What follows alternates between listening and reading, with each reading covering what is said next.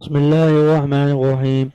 واتبعوا ما تتلو الشياطين على ملك سليمان وما كفر سليمان ولكن الشياطين كفروا يعلمون الناس السحر وما أنزل على الملكين ببابل هاروت وماروت وما يعلمان من أحد حتى يقولا إنما نحن فتنة فلا تكفر فيتعلمون منهما ما يفرقون به بين المرء وزوجه وما هم بضارين به من أحد إلا بإذن الله ويتعلمون ما يضرهم ولا ينفعهم ولقد علموا لمن اشتراه ما له في الآخرة من خلاق ولبئس ما شروا به أنفسهم لو كانوا يعلمون.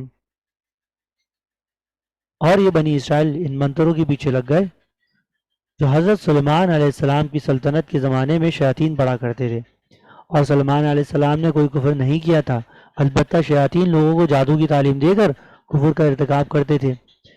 نیز یہ بنی اسرائیل اس چیز کے پیچھے لگ گئے جو شہر بابل میں ہاروت اور ماروت نامی دو فرشتوں پر نازل کی گئی تھی.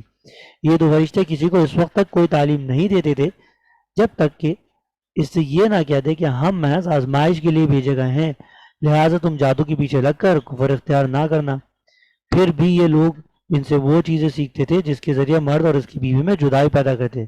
ویسے یہ واضح رہے کہ وہ اس کے ذریعے کسی کو اللہ کی مشیت کے بغیر کوئی نقصان نہیں پہنچا سکتے تھے، مگر وہ ایسی باتیں سیکھتے تھے جو ان کے لیے نقصان دہ تھیں اور فائدہ مند نہ تھیں. اور وہ یہ بھی خوب جانتے تھے کہ جو شخص ان چیزوں کا خریدار بنے گا آخرت میں اس کا کوئی حصہ نہیں ہوگا. اور حقیقت یہ ہے کہ وہ چیز بہت بری تھی جس کے بدلے انہوں نے اپنی جانیں بیچ ڈالی. کاش کہ ان کو اس بات کا حقیقی علم ہوتا.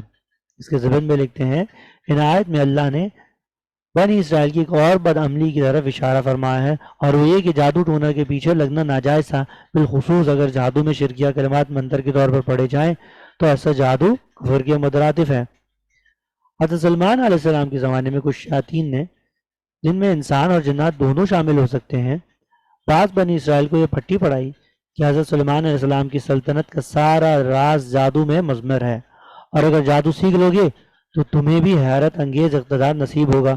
چنانچہ یہ لوگ جادو سیکھنے اور اس پر عمل کرنے میں لگ گئے. حالانکہ جادو پر عمل کرنا نہ صرف ناجائز تھا بلکہ اس کی بعض قسمیں کفر تک پہنچتی تھی.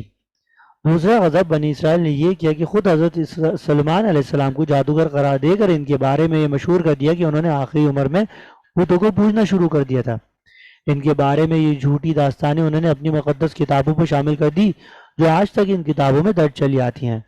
چنانچہ ان کی مقدس کتاب کی سلاطین اول میں معاذ اللہ ان کے مرتد ہونے کا بیان آج بھی موجود ہے. قرآن کریم نے اس آیت میں حضرت سلمان علیہ السلام پر اس ناپاک بہتان کی تردید فرمائی ہے. اس سے یہ بات بھی واضح ہو جاتی ہے کہ جن لوگوں نے قرآن کریم پر یہ الزام لگایا کہ وہ بنی اسرائیل اور عیسائیوں کی کتابوں سے ماخوذ ہے، وہ کتنا غلط الزام ہے.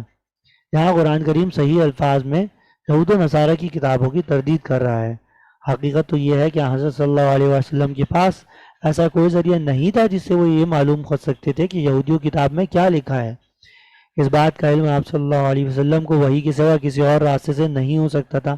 لہٰذا یہ آیت بذات خود آپ صلی اللہ علیہ وسلم کے صاحب وحی رسول ہونے کی واضح دلیل ہے. کیا آپ نے نہ صرف یہ بتلایا کہ یہودیوں کی کتابوں میں حضرت سلمان علیہ السلام پر کیا بہتان لگایا گیا ہے، بلکہ اس قدر جم کر اس کی تردید فرمائی ہے. بابل عراق کا مشہور شہر تھا. ایک زمانے میں وہاں جادو کا بڑا چرچا ہو گیا تھا اور یہود بھی اس ناجائز کام میں بری طرح ملوث ہو گئے تھے. انبیاء کرام اور دوسرے نیک لوگ انہیں جادو سے منع کرتے تھے تو وہ بات نہ مانتے تھے. اس سے بھی خطرناک بات یہ تھی کہ لوگوں نے جادوگروں کے شعبدوں کو معجزے سمجھ کر انہیں اپنا دینی مقتدا بنا لیا تھا.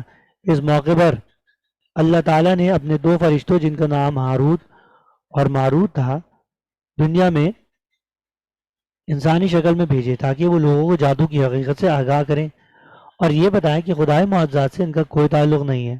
معجزہ براہ راست اللہ کا فعل ہے جس میں کسی ظاہری سبب کا کوئی عمل دخل نہیں ہوتا. اس کے برعکس جادو کے ذریعے کوئی شعبدہ دکھایا جاتا ہے وہ اسی عالم اسباب کا ایک حصہ ہے. یہ بات واضح کرنے کے لیے ان فرشتوں کو جادو کے مختلف طریقے بھی بتانے پڑے تھے تاکہ یہ دکھایا جا سکے کہ کس طرح وہ سبب اور مسبب کے رشتے سے منسلک ہیں. لیکن جب وہ ان طریقوں کی تشریح کرتے تو ساتھ میں لوگوں کو متنبہ بھی کر دیتے کہ یاد رکھو یہ طریقے ہم اس لیے نہیں بتا رہے کہ تم ان پر عمل شروع کر دو، بلکہ اس لیے بتا رہے ہیں کہ تم پر جادو اور معجزے کا فرق واضح ہو اور تم جادو سے پرہیز کرو۔ اس لحاظ سے ہمارا وجود تمہارے لیے ایک امتحان ہے کہ ہماری باتوں کو سمجھ کر تم جادو سے پرہیز کرتے ہو یا ہم سے جادو کے طریقے سیکھ کر ان پر عمل شروع کر دیتے ہو۔ یہ کام انبیاء کے بجائے فرشتوں سے بظاہر اس بنا پر لیا گیا کہ جادو کے فارمولے بتانا خواہ وہ صحیح مقصد سے کیوں نہ ہو انبیاء کرام کو زیب نہیں دیتا تھا۔ اس کے برعکس فرشتے چونکہ غیر مکلف ہوتے ہیں اس لیے ان سے بہت سے تکوینی کام لیے جا سکتے ہیں۔ بہرحال نافرمان لوگوں نے ان فرشتوں کی طرف سے کہی ہوئی باتوں کو تو نظر انداز کر دیا اور ان کے بتائے ہوئے فارمولوں کو جادو کرنے میں استعمال کیا، اور وہ بھی ایسے گھناؤنے مقاصد کے لیے جو ویسے ہی حرام تھے، مثلا میاں بیوی میں پھوٹ ڈال کر نوبت طلاق تک پہنچا دینا۔ یہاں سے جملہ معترضہ کے طور پر ایک اور اصولی غلطی پر متنبہ کیا جا رہا ہے، اور وہ یہ کہ جادو پر ایمان رکھنے والے یہ سمجھتے تھے کہ جادو میں بذات خود ایسی تاثیر موجود ہے جس سے مطلوبہ نتیجہ خود بخود اللہ کے حکم کے بغیر بھی برآمد ہو جاتا ہے، وہ اللہ چاہے یا نہ چاہے وہ نتیجہ پیدا ہو کر رہے گا۔ یہ عقیدہ بذات خود کفر تھا، اس لیے واضح کر دیا گیا کہ دنیا کی دوسرے اسباب کی طرح جادو بھی محض ایک سبب ہے، اور دنیا میں کوئی سبب بھی اپنا سبب یا نتیجہ اس وقت تک ظاہر نہیں کر سکتا جب تک اللہ کی مشیت اس کے ساتھ متعلق نہ ہو۔ کائنات کی کسی چیز میں بذات خود نہ کسی کو نفع پہنچانے کی طاقت ہے اور نہ نقصان پہنچانے کی طاقت، لہذا اگر کوئی ظالم کسی پر ظلم کرتا ہے تو وہ اللہ کی قدرت اور مشیت کے بغیر کچھ نہیں کر سکتا۔ البتہ چونکہ یہ دنیا ایک امتحان کی جگہ ہے، اس لیے اللہ کی سنت یہ ہے کہ جب کوئی شخص اللہ کی نافرمانی کرتے ہوئے کوئی گناہ کرنا چاہتا ہے یا کسی پر ظلم کرنا چاہتا ہے تو اگر اللہ تقدیری مصلحت کے مطابق سمجھتا ہے تو اپنی مشیت سے وہ کام کرا دیتا ہے۔ اسی کے نتیجے میں ظالم کو گناہ اور مظلوم کو ثواب ملتے ہیں، ورنہ اللہ اسے کام کی قدرت ہی نہ دے تو امتحان کیسے ہو؟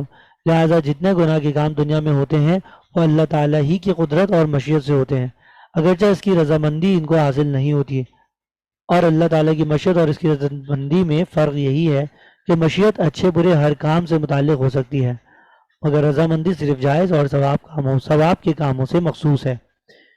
اس آیت کے شروع میں تو یہ کہا گیا ہے کہ وہ حقیقت جانتے ہیں کہ جو مشرکانہ جادو کا خریدار ہوگا اس کا آخرت میں کوئی حصہ نہیں، لیکن آیت کے آخری حصے میں فرمایا ہے کہ کاش وہ علم رکھتے، جس کا مطلب یہ ہے کہ انہیں اس حقیقت کا علم نہیں ہے۔ بظاہر دونوں باتیں متضاد لگتی ہیں، لیکن در حقیقت اس انداز بیان سے عظیم سبق دیا گیا ہے کہ نرا علم جس پر عمل نہ ہو حقیقت میں علم کہلانے کا مستحق نہیں بلکہ وہ کھال عدم ہے۔ لہٰذا اگر وہ یہ بات جانتے ہیں تو ہیں مگر ان کا عمل اس کے برخلاف ہے تو علم کسی کام کا نہیں ہوگا۔ کاش کہ وہ حقیقی علم رکھتے تو اس پر ان کا عمل بھی ہوتا۔